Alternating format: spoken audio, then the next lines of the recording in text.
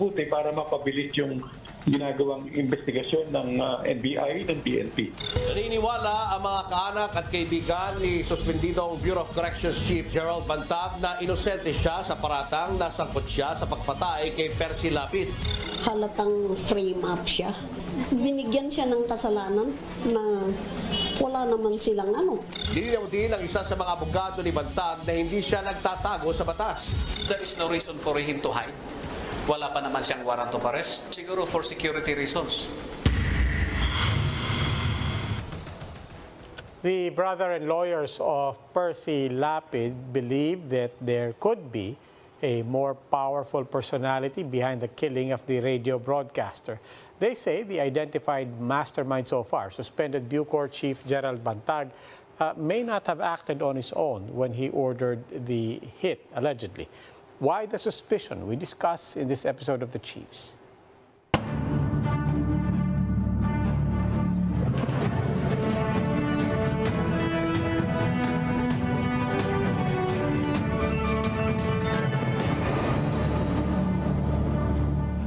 Welcome to The Chiefs. Ako po si Roby Alampay. Kasama natin online from Manila, Pamintuan of the Philippine Star, in Quezon City, Luchi Cruz-Valdes of News 5, and here in Mandaluyong, kasama po natin sa studio, Lingao of One News. Chiefs, good evening.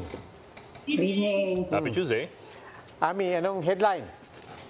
Yung intro natin, ang mga spekulasyon, hindi daw involved yan si President Duterte. Pinangalanan na kanina, binanggit na yung pangalan. Sabi na ni DOJ si Jesus Crispin Remulla, sabi niya, walang kinalaman dyan si Rodrigo Duterte. Oh, his words were malayo doon, and he was saying na political lang yan. Ed, anong mga namomonitor mo? Well, yun nga along those lines kasi I think they're looking at people who could possibly have a motive based on the idea na kung sinong nabanatan. Ni Percy Lapid. Therefore, they could possibly have a motive. Pero, marami nun. Marami yun So that could be anybody that he has named in how many decades of broadcasting. And for that matter, hindi lang sa marami. That includes a lot of powerful people and a lot of interest, invested interests as well. Ano pang nakikita natin sa balita, LCV? Well, ngayon, blood moon, di ba? Yan ang binabantayan ng mga tao.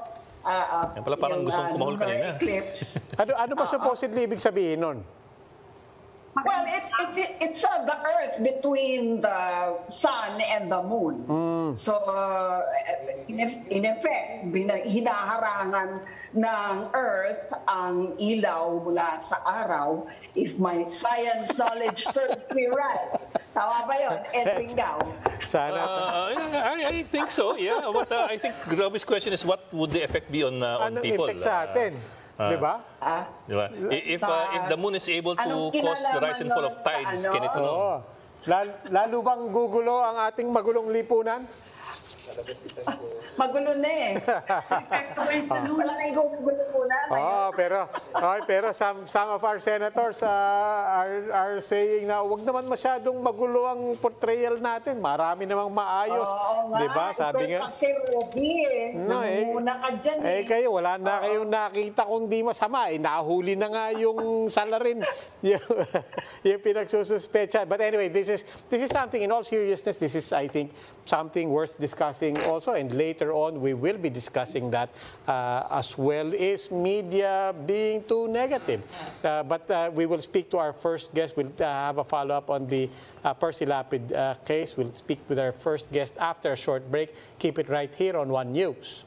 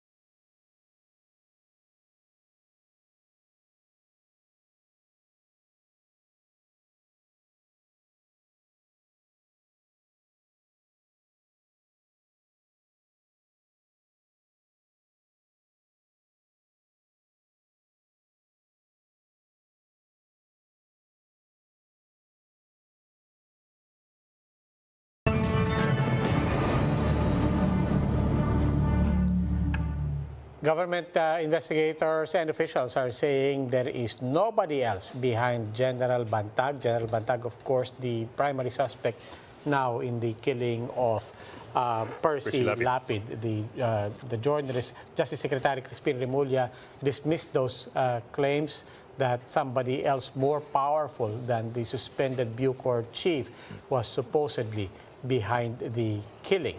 Let's bring in somebody who actually knows the case well. Welcome to the Chief's NBI spokesperson, Attorney Eugene Javier. Good evening, sir. Good evening, sir. Allow me to say it's an honor to be here with you. Thanks very much. Magandang gabi, sir. Magandang gabi po. Umpisahan po natin para fair. Kayo na po magbigay muna ng update. Ano pong mga latest developments sa investigations natin into the Percy Lapid killing? Opo, ito na po muna, sir.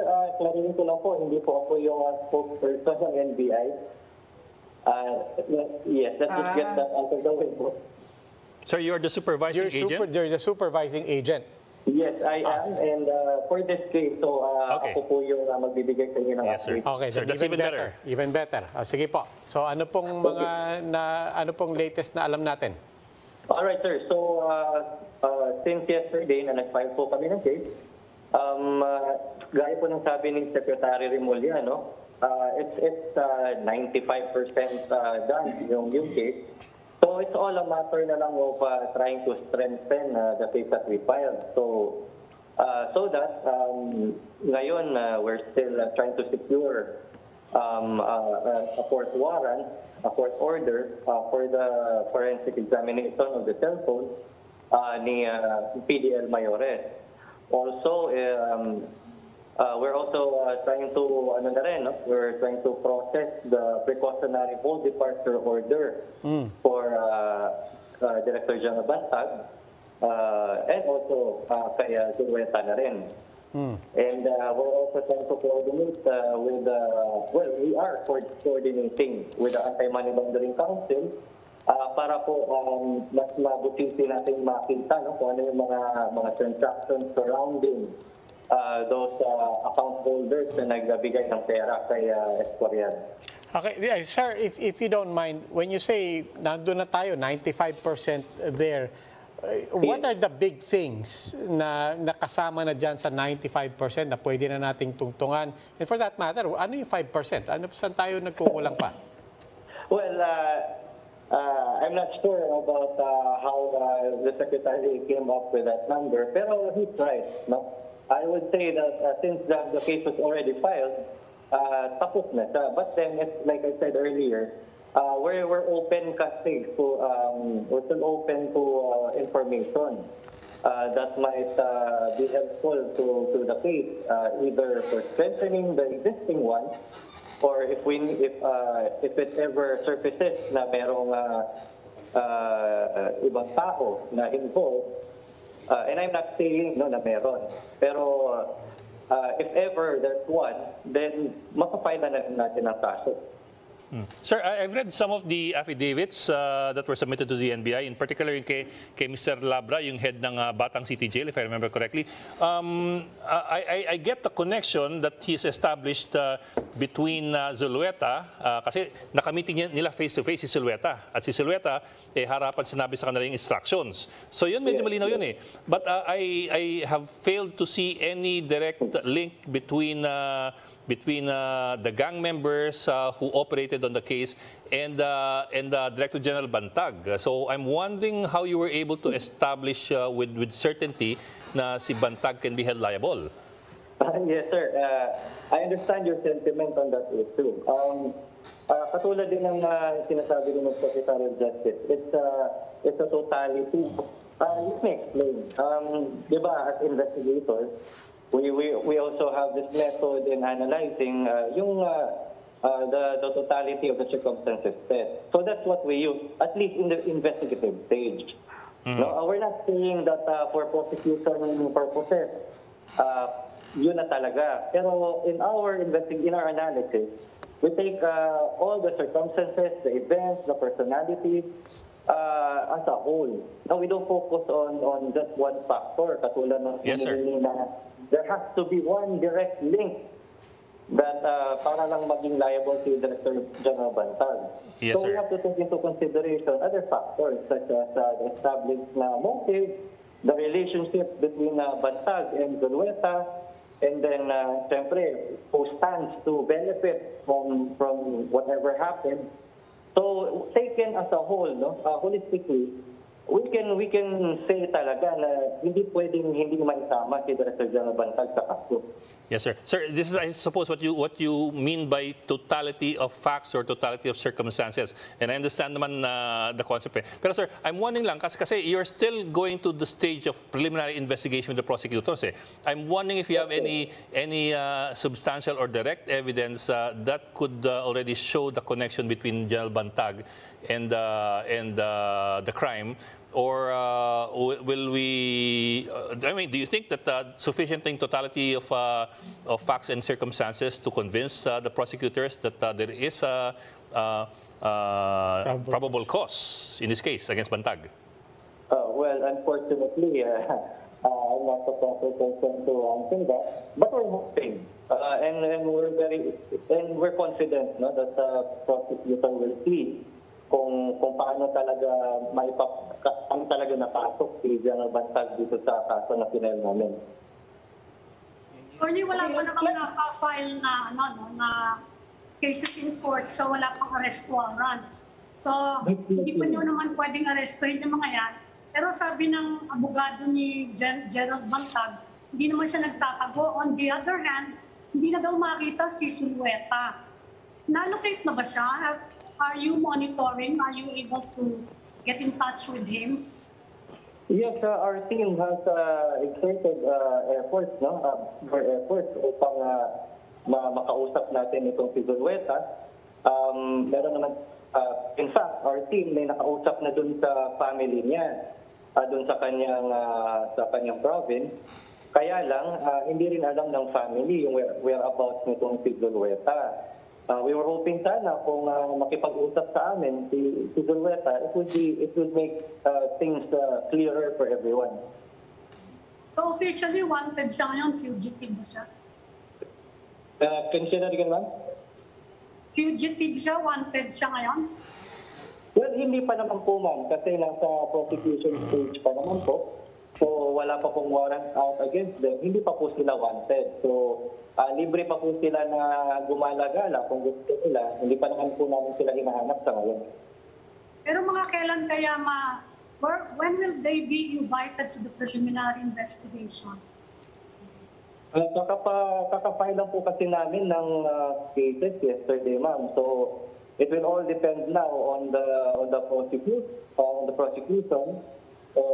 Kung how long it will take, para maisampa niya yung kaso sa hukuman. Sir, balikan ko lang po yung tanong ni Ed, are you saying that there is actually no testimonial evidence to directly link General Bantag, that you're just taking the whole thing in its totality and thereby concluding that it must go all the way up to General Bantag? Am I reading that right? Yes, that's correct.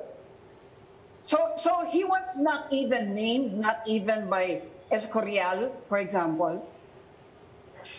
Even the affidavit of Escorial would show that even if there was a mention of Bantag, if you're looking for a direct link, like how I might be understanding it right now, na meron talagang naka-face-to-face si Bantag, na ikaw, patayin mo to, we don't have anything of the sort. Pero, ano lang ho ang pag-implicate ni Escorial, for example, kay General Bantag, that made you include him and in fact name him as the mastermind? It's not really Escorial, no? It was more on the affidavits talaga ng mga PDL who were able to talk to Zulueta about having Percy Lapid killed. Sir, if I'm understanding this totality of facts or circumstances. Yes.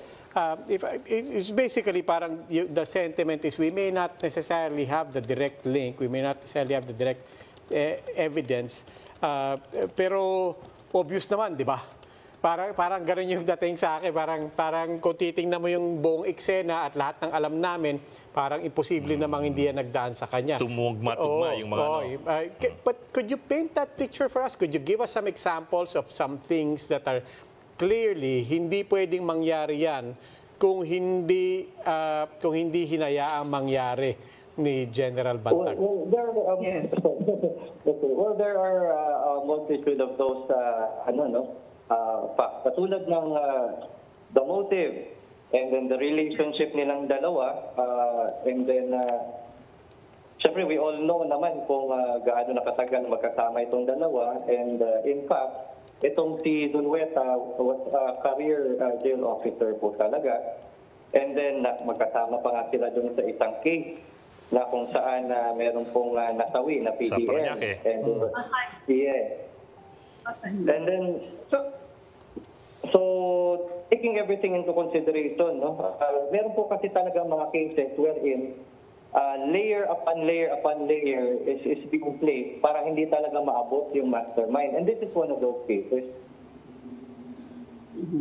So, okay, by extension though, is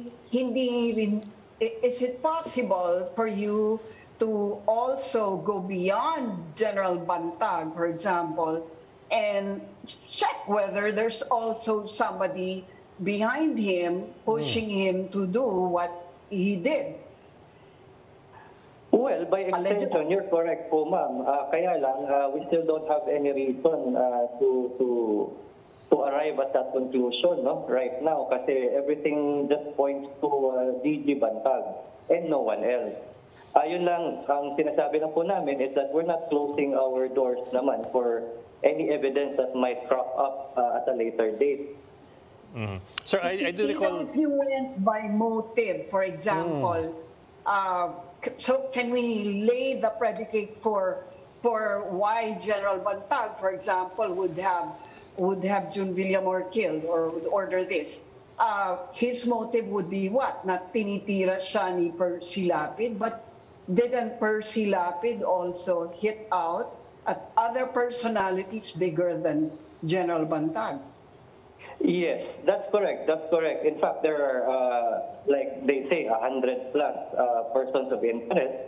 Kaya lang, kasama na rin po dito yung sinasabi nating totality of circumstances, no? Because kailan we have to look at the period kung saan nangyari yung pagbabanat kay Percy Lapid at saka kung kailan pinatawag ito sila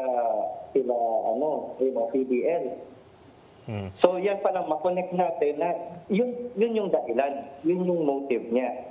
Yes, sir. Sir, like I told you, I read the Labra's affidavit, and Labra's clearly quoting Senior Inspector Zulueta, yung right-hand man ni Bantag, was quoting Zulueta saying na these were orders of Bantag and so on down the line. So at least as far as that affidavit is concerned, ang link between Bantag and the PDLs would be Zulueta.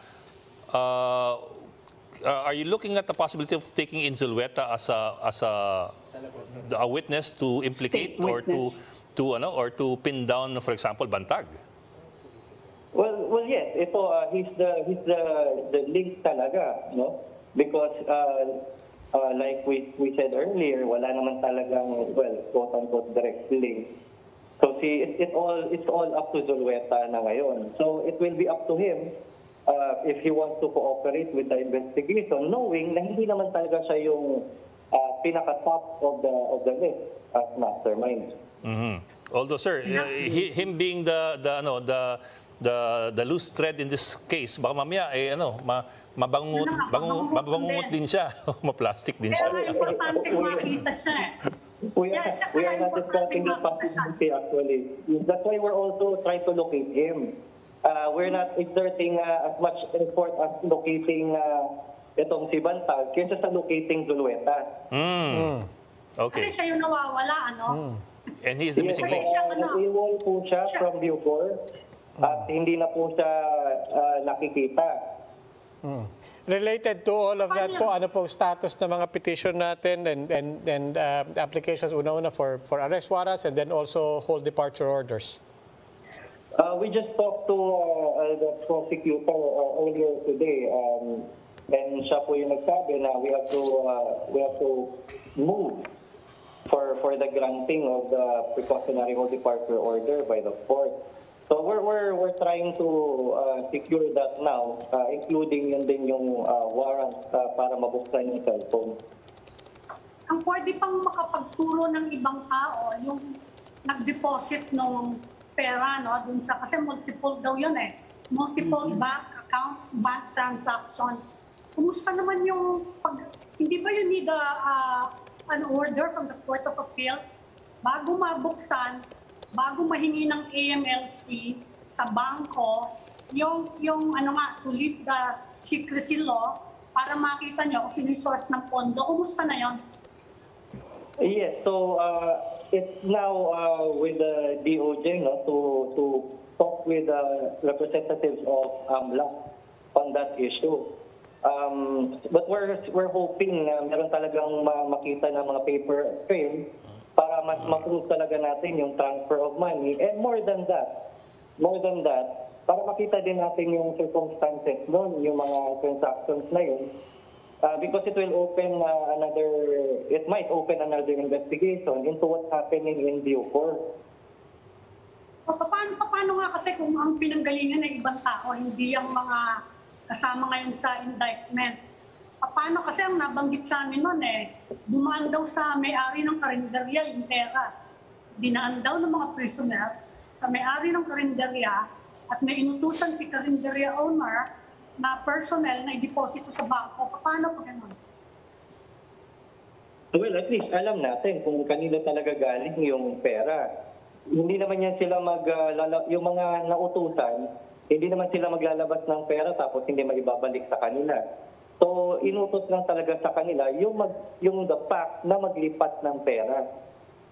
Because the PDS can do it themselves. Yes. Pero hindi kasama dun sa charge sheet yun, di ba? Yung karinderya owner.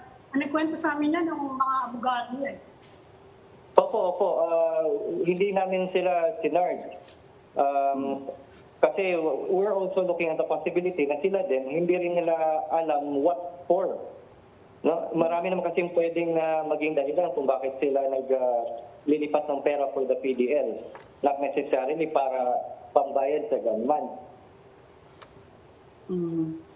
Sir, at this point na hindi ma-locate si General Bantag, hindi rin ma-locate si Zulueta, ano pong maaaring mangyari? Maantala po ba ang pagsampa ng kaso? At how will this affect, I guess, the proceedings, the whole proceeding? No, not at all. The proceedings themselves won't be affected just because wala dyan si Bantag at si Zulueta. The prosecution will still, patuloy pa rin siya. And then, it's up to the prosecutor now kung ano yung magiging resolution niya. So pwedeng ipagpatuloy ang pag-file, tuloy-tuloy yon kahit na hindi sila malocate. But there can be no arraignment, right, without actually locating the both of them. Am I correct? Well, it depends on kung ano rin yung magiging motion ng prosecutor with regard to their absences. But dito muna tayo sa prosecution stage. Magkakaroon naman ng preliminary investigation. And if Zulueta and Bantag choose not to participate, then it's their lookout. Kasi hindi rin sila makakapag-file ng kanilang mga kontra sa laytay. Sir, in the meantime po, sidelight yung kaso, yung cadaver na dinala dun sa punerarya sa Muntinlupa. Mga 50 to 60 daw a month ang dinadala doon ng MVP. Is the NBI involved in any way dito sa pagpa-follow up naman itong mga kaso na to? Kung meron mga anomalya in those cases? I think the number is somewhere around 120 to 170. Since No, December I can't be certain. I can't be certain. But the Philippine National Police is looking into it. Sir, we've seen the matrix, of course, of the personalities identified by investigators. And so far, DOJ is insisting na, as you said kanina, all signs point to General Bantag. And mukhang so far, yun na ang pinakamataas.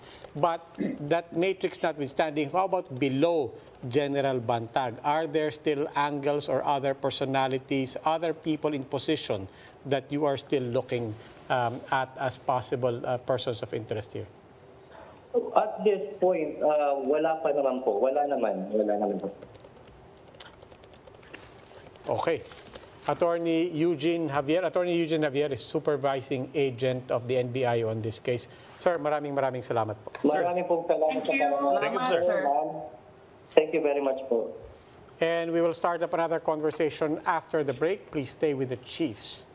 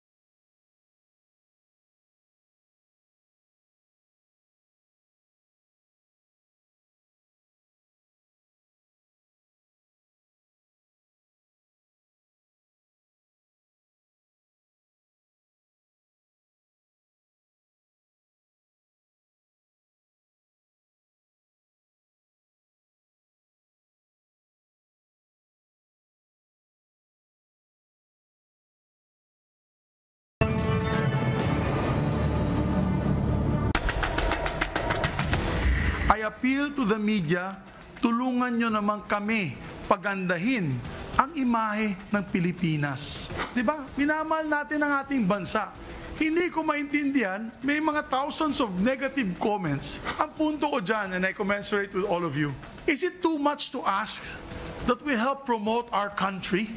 With due respect kay Senate President Migz Zubiri, we in the media keep reporting what's happening, whether it's murder or the solution of a murder. There have been several killings of journalists, although one or two, but still they remain unsolved. So the authorities must really do something. Don't shoot the messengers. They must shoot those shooting the messengers.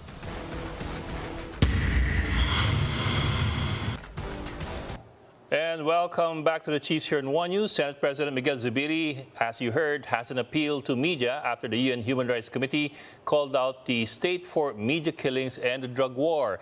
He said, and as you did hear, and we quote, tulungan ninyo kami na pagandahin ang imahe ng Pilipinas. Let's get the reaction of academic and columnist Mr. Richard Heydarian. Sir, magandang gabi and welcome back to the Chiefs. Salamat, Ed. It's a pleasure to join you guys. Salamat also, Amy and Luchi. Good to see you. Thank you, sir, for joining us. You did hear the Senate President speak a while ago, but in fairness to him, it's not the first time that we've heard this kind of a plea to the media. But how do you view this, especially in the context of what some would call the rehabilitation of the Marcos name? So some people put that together and say, so this is just exactly what we're worried about. Well, I mean, sa isang banda, of course, agree ako na hindi naman trabaho ng media na nega lang ng nega. The same way na hindi trabaho ng mga academics, hindi trabaho ng mga pundits, columnists na mag-point out lang yung mga negatibo or mga pagkakulang ng isang administration. I completely agree with that. Critical thinking is not about being critical all the time. Critical thinking is about giving credit where credit is due and also calling out kung may mga abuse of power. So, yes, sa isang banda naman, in fairness, we see the top officials of the government, including the Secretary of Justice and Secretary of the ILG, Secretary Abalos, being on top of Percy's case, to make sure naman we get to the bottom of this. And of course, it looks like a whole network criminals may have been involved behind this. And it's not like the media is not reporting that. It's not like walang press conference about this, right? No one is denying that. Ang akin lang naman, more important doon sa imahe ng Pilipinas ay yung katotohanan sa Pilipinas at hindi naman po mga mangmang yung mga foreigners, di ba? You know, when the United Nations makes a report or when foreign journalists make a report, it's not like tumitingin lang sila sa mga sinasabi ng bloggers or kung sinong nega-nega na journalist yan. No, they know the facts on the ground. The reports is very clear. The Philippines is among the 10 most dangerous places for the journalists. We have had more than 250 cases of journalists getting killed. More than 80% of the cases, walang hostisya na nangyayari, di ba? So we're hoping for the best na the Marcos administration will deal with the situation, and in fairness to President Marcos, in fairness to the Department of Justice, the spokesman of the Department of Justice, they consistently try to emphasize their commitment to make the country more safe. But let's not forget, ang issue dito hindi yung imahe lang. Ang issue dito yung katotohanan, yung safety ng mga journalists. And para sa akin, well, if you want to improve the image of the country, well, do your job. Be an efficient official. Be a good senator. Make sure na may checks and balances. No? So sana hindi tayo concerned lang sa imahe, concerned din tayo sa performance and competence. Because if we have competent government, competent officials, guess what? The Philippines will be respected around the world. Guess what? If we have rule of law, investors will come here. Hindi mangmang yung mga foreigners, hindi mangmang yung United Nations. So I think it's an insult to the international community. It's an insult to the journalists to put the onus on the reporters, when in fact the reporters are doing their job, no? The onus is on the government to do its part of the bargain. Akin naman, again, I agree also na dapat we give credit where credit is due. On that point, I completely have no disagreement with the Senate President Zubiri. Pero sir, is there a misreading or a misappreciation of the role or the job of journalists? Kasi as we heard kanina, pati yung mga thousands of negative comments, parang nakapatong yung responsibilidad sa media.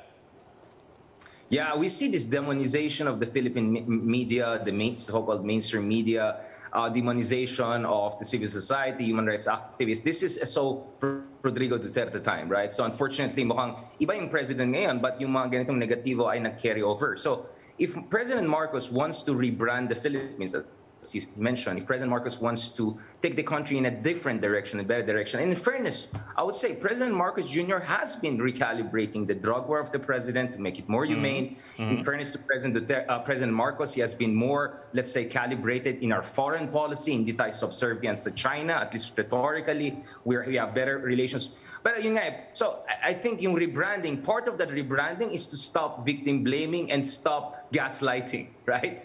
Victim blaming when someone is victimized by a crime, right? And gaslighting when other people are reporting that a crime happened. So this gaslighting, victim blaming phenomenon is not something new. It has been carried over from the past, especially from the past administration. So I hope President Marcos internally at least will tell to his friends and allies, baka naman kaysa mag-aaway tayo sa mga kasama natin dyan sa journalistic world, let's explain to them why they should be more hopeful about the direction of the country as far as rule of law is concerned. But the facts, Ed, is very clear. The Philippines is among the 10 most dangerous places for journalists, and we need to still see improvement. So getting down to the bottom of the case with Percy and other journalists who have been slayed around over the years is definitely a step in the right direction. And fighting with the media is not the best way to reassure. And lastly, let me also tell you, again, to say na yung nangyari sa Pilipinas ay medyo normal dahil may violence sa US, dahil may violence sa, I don't know, Somalia, Iraq, whatever. That's not the point eh. The point is how to make the Philippines safer. The point is not to point out problems in other countries to make it look as if it's not too bad in the Philippines. Again, number 7 tayo in terms of, least safe countries on earth. So you can name me 150 other countries. They're still going to be better than the Philippines, all right? So let's not forget the rankings here, right? Bottom 10 in the world. Kasabay natin, no? My goodness, Somalia, Afghanistan, Iraq, these are countries in the middle of war or conflicts. Syria, and then you have Mexico, Brazil, and India, besieged, problematic, polarized democracies. That's not a very fancy club to be part of. No? So sana we get medyo umangat naman tayo konti. Again, I'm not saying let's be Sweden tomorrow. I'm not expecting President Marcos to make us Norway or New Zealand tomorrow. But sana naman we're not bottom 10. Right? Yun lang naman sinasabi natin dito. So it's trabaho ng gobyerno. Kaya nga inelect natin sila. They're public servants. They have to serve us by reassuring us. And tayo na sa media, mamamayan din tayo. Bumoto tayo, no? I mean, we're citizens, right? So we deserve to be protected by the government and to be reassured by the government, not to be victim blamed, not to be gaslighted. This is not the way forward. What do you even make of the Senate President asking the media to be kind to government? I mean, what do you even make of that?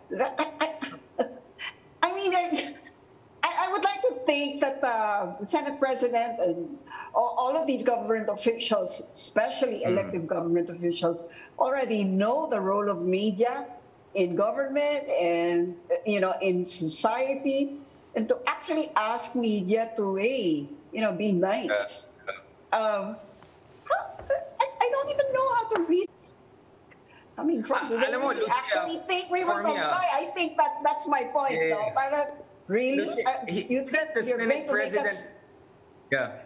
Didn't the Senate President mention China, right? I think the Senate President, I'm not sure if this can qualify as another diplomatic faux pas, but the Senate President mentioned China. Sabi niya, kung nasa China kayo, the moment that you do your job, yes. So what are you trying to say? Hindi tayo sa China? Like, I'm not sure about what was going on there, no? So parang, I'm not sure comparing ourselves to North Korea or China will make the situation good here, no? I mean, unfortunately, China is very hard to speak of any real journalism. So kaya siguro ang baba ng fatalities because there are no real journalists to talk about. They only have state journalists. Kaya nga yung mga Chinese journalists, pag nasa Twitter sila, the moment they tweet my label doon, no, this is a state-affiliated journalism, because they're not real journalists in the sense of the word, no? They're not independent. They're not outside the grip of the government. Literally binabayaran sila ng gobyerno, no? So I don't know why he was pointing out at China, although I found that refreshingly honest, no, to hear our officials pointing out how horrible the press freedom situation in China is, considering how much President Duterte loves China and all the good things Marcos is saying about China. Now, the other thing is, I think there's also this element that, aminin natin, yung hawak ng mainstream media on the information landscape has definitely weakened. over the past 10 years or so, no? Especially with the rise of bloggers and influencers and all. So I don't know if some officials, I'm not saying Senator Zubiri per se, but maybe there's some officials who think that maybe that should be the direction. We should be more like bloggers than real journalists, right? And the bloggers have definitely shown vulnerability of us in mainstream media, no? Yung kakulangan natin. But that doesn't mean that, you know, we have to compromise our duties and adjust to the new trend, which is influencer blogger way of doing this. It actually emphasizes the need for us to double down on our job and holding those in power to account, no? Speaking truth to power. And lastly naman, for me, I'm sure there's some journalists who are mahilig lang magnega. I'm sure there are some. I'm not gonna name drop or name names. May mga tao dyan talagang gusto lang nila sira ng itong administration na to for political, personal, whatever reasons, psychological reasons, whatever.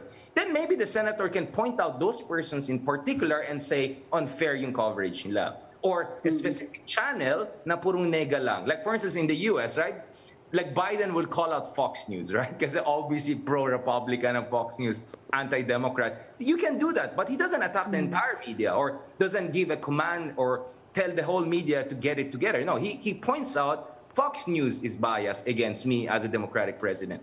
So, so for me, I'm not saying lahat ng journalists ay completely objecting and fair. Let's not be delusional. So if you have a problem with some sections of the media or some network who are not doing their job, then point them out. But don't generalize and say that the entire media or imply that the entire media has been unfair or is not really being true to its obligation. Yun lang naman sa akin. But as I said, nakikita ko naman yung point ni Senate President Zubiri na hindi naman journalism is not only about looking at the glass half empty or in the case of Philippines, 3/4 empty, right? Maybe once in a while we have to look at the 1/4 full.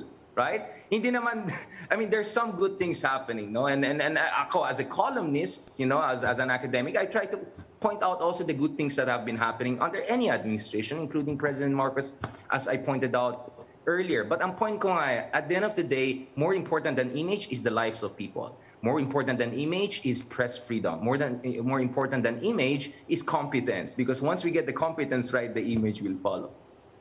Professor, kung wala nang influence mainstream media, bakit ganyan ang reaction? No, we do have influence in the mainstream media and also academic. Bakit masama ang loob nila na ano? Well, kasi Amy, no? Hindi naman nakikinig ang UN sa mga bloggers dito eh. Exactly. Hindi naman nakikinig ang mga investors sa mga influencers, right? They laugh at these people. They listen to you. They listen to newspapers or media outlets you and I work in, right? Because the authority is still with us because we do our job. We do diligent work. So of course, may power pa rin tayo. We may not have as much power on the voters' imagination like before, but the power of mainstream media in the Philippines, especially legit mainstream media, you know, a lot of us here in the room, is because we are listened to. You know, when the UN makes a report, when, I don't know, Transparency International makes a report, Human Rights Watch makes a report, when McKinsey, for instance, makes a report about investment conditions, hindi sila mag-check ng mga pro-BBM bloggers or pro-DDS bloggers, right? You're going to check what top newspapers and media outlets in the Philippines say, what experts say, right? That's where we still have power. That's where we still have power. And that's why the politicians care. Diba? Hindi lang naman Philippine media. You read the coverage of the foreign media. Dito sa nangyayari sa atin. Gulat na gulat sila that you have prisoners carrying out contract killings of journalists. Right. Unless napanood nila On the Job. No, unless napanood nila yung movie na On the Job. Yes. I mean, like, scary, di ba? Like, oh my God. Hindi pagalitan nila mga movie producer o journalist. Art. Right? Reality imitating art. Like, natawagan si Eric Nati. Right? Like, what's going on here? Yung mga nanood ng On the Job, mga Filipino movie na gano'n, yung mga, alam mo yung mga gano'n, they're totally unsurprised. I mean, this is crazy. I mean, it's insane, but it's real. Life imitates art. It is. Yes. Yes. Pero sa tingin mo, nagre-rebranding na under the new administration. You are feeling a rebranding, at least in the Human Rights Department for the Philippines. Yeah, actually, if you look at the report na lumabas dun sa about Philippines as being the 7th most unsafe, dun sa baba, quotation from the organization behind the ranking, this is a Committee to Protect Journalists, no, CPJ, they said they welcome the opportunity or they welcome efforts by the Marcos administration to move in the right direction. Like, you wouldn't have imagined 3 years ago if someone said, we hope under Marcos things improve. But that's the reality now, because things were so problematic in certain aspects. I mean, President Duterte got certain things right. I want to be fair to him.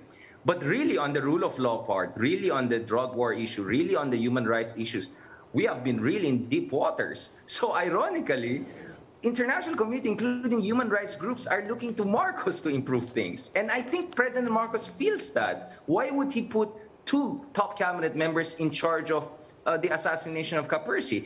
Yes, Percy is extremely important, and God bless his soul. It's true. You also see that the president is feeling the pressure. He's feeling the heat because he just went to the US, right, and said, I want to reintroduce the Philippines. And then pagbalik niya, next thing you know, eto na naman, diba? So I think the pressure is on the president to also show that the Philippines is moving in the right direction. The problem kasi, dun sa mga ibang politiko dyan, for whatever reason, which we all obviously know what these reasons are, they don't want to criticize the previous administration, diba? I mean, if you're pro-Marcos, the best way to defend Marcos is to say, hindi kasalanan ni Marcos yan, kasalanan ng dating admin yan. Kaya please give us a chance. But I'm not hearing that. The argument is, kasalanan yan, bakit kayo, KJ, puro kayo nega, diba? Like, I'm not sure that will help President Marcos rebranding. Because guess what? You know what doesn't help the image of the Philippines? When officials are seen as gaslighting the media. That doesn't help the image of the Philippines. The image of the Philippines improve if officials are supportive of the media, if the officials, unless you're in China, obviously, as Senator Zubiri said, unless, you know what I'm saying, if you want to improve the image of the Philippines, don't lecture the media on their job, right? Protect the media against violence, right? So yun ang point ko eh. Importante yan sa image because people are watching what the top officials are saying. Wala kasing presidential spokesman si Marcos ngayon. So unless you're watching his blogs, I don't know what he's saying. But people are watching what the Senate president is saying, what the Speaker of the House is saying, the DFA secretary is saying. So each of our top officials especially, their statements matter. And what we need to hear from them is that we are, lifting a new page. No? We're moving towards a new chapter in the Philippines. We had some problems in the past, but we're moving in the right direction. Pero yun nga, napansin ko, ayaw nila criticizing previous administration, and you can guess why, diba? But for me, if I were a spokesman of Marcos, that's what I would say. Like, yes, the situation is problematic, inflation, human rights, but hindi naman kasalanan ni Marcos Jr. yan eh. Kasalanan ni ganito yan. But they cannot do that eh, kasi continuity administration to eh. So, yan ang downside ng ganitong situation na meron sila ngayon. Sir, kambi lang ako. How would you assess the relationship of the Marcos administration now with the media? I mean, we in the last 6 years, we've had a very colorful relationship with President Duterte. I suppose that's a bit of an understatement, but but you know, how would you assess it now? Yeah, I mean, ako. Let me go Chinese again. No? I mean, as president, as premier, what's his name? As paramount leader, Deng Xiaoping once said, no, sometimes you have to cross the river and feel the stone, right? So medyo ganon, I think medyo we're in that phase, no? Parang both Marcos Jr. and Philippine media are like feeling each other, like, is this going to be significantly different? Is this going to be better, etc. So far, at least naman kay President Marcos Jr., hindi siya nagmumura ng again, I know the bar is low, but I will take an improvement any day. Believe me. So I hate the fact that I may look like I'm like an apologist for the admin. I'm not. I absolutely am not. But my point is, I will track improvement every year. And guess what, Ed? Abroad, Marcos was seen as a breath of fresh air, which is so we can imagine why. He's so nice to American investors, to Biden. It's like, wow, thank you to Marcos. It's like now we turn a new page in our relations. Like that was surreal, right? But that's what you get when you have when you had the Duterte for 6 years, President Duterte. Okay. So on that note, what is your forecast for the coming ASEAN summit? Yeah.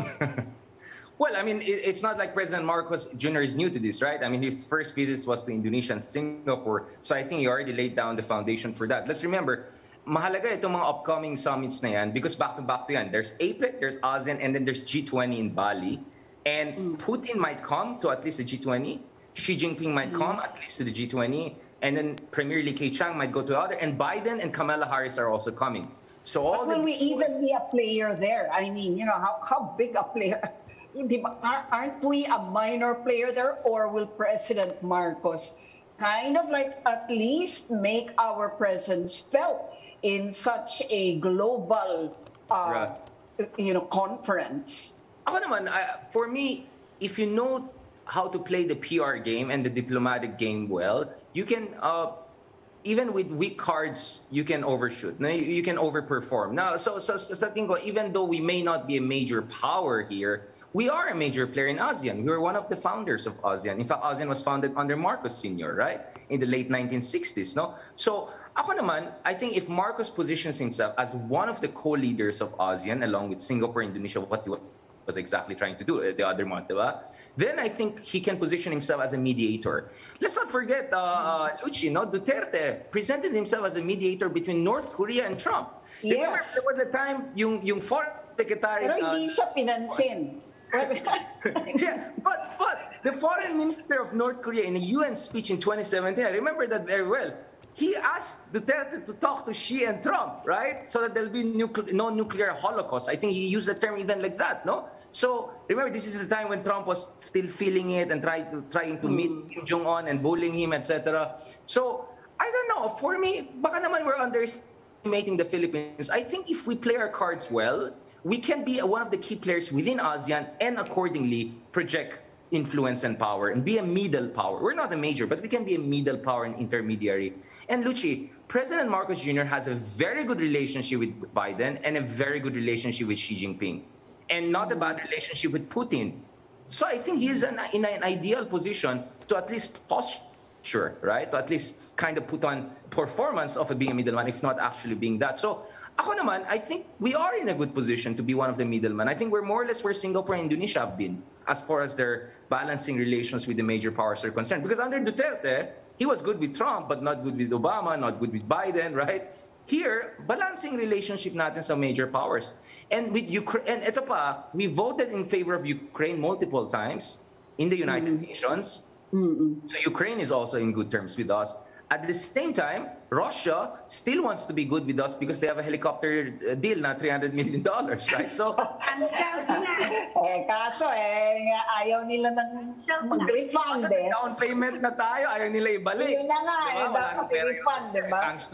Baka pwedeng pasalod na lang daw. So, Russia So, yun ang point ko na parang wag nyo naman i-underestimate ang Pilipinas. I mean, if I were the foreign secretary, I would have given so many ideas to Marcos to play. But I trust Secretary Manalo to his job. He's a great diplomat. So, ako naman, I think we can play an important role. And down the road, I want the Philippines to be part of G20 plus. No? Kasi the G20 is not only the 20 biggest, but there are always invited countries na hindi 20 biggest. I think the Philippines can definitely be one of them. Kasi Singapore has been there. So I think kaya ng Pilipinas in that direction. So I'm excited. I want to see, and remember, President Marcos Sr. was one of the elder statesmen of ASEAN, along with Lee Kuan Yew and Suharto, no? And later on Mahathir. So yun ang kulang ngayon sa ASEAN, walang mga elder statesmen, no? Wala na si Mahathir. I don't know kung manalo siya ulit this time. Let's see. Jokowi, hindi siya marunong mag-English that much, di ba? And Singapore is Singapore. I mean, they're a city, right? I mean, so Philippines has to step up, and I think President Marcos can do that. I think he did very well. On foreign policy, I'll give a very high score to President Marcos Jr. Very, very high score, especially coming from where we started 3-4 months ago. So actually, I'm excited to see what the president will do in the coming months and all. And I think trade and investment will be very much central to his approach. Because obviously, hindi siya mala human rights and all that, right? For understandable reason. And he doesn't want war. South China Sea too much being focused. So I think trade investment will be big. So APEC, G20, etc. Let's see what is he going to get on the sidelines. I won't be surprised Putin will self-invite himself. Na parang, I want to still come to the Philippines maybe next year. So don't be surprised if you hear things like that, like Putin wants to visit the Philippines, or Xi Jinping wants to come back to Philippines, or Biden wants to come to the Philippines. No? So let's watch for those announcements too. Yeah, Putin might arrive in his helicopters. Yeah, yun pa. Free-bird na. Okay. Sir, always a pleasure to have you on board. Maraming salamat, sir. Mr. Richard Heydarian, academic and fellow columnist, sir. Thanks, Amy, and thanks a lot. Ingat po. God bless. And that's it for the Chiefs. We hope what was discussed here will keep the conversation going. I'm Ed Lingao. I'm Mami Pamintuan of the Philippine Star. I'm Luchi Cruz-Valdes of News 5. We are One News, all sides, all the time.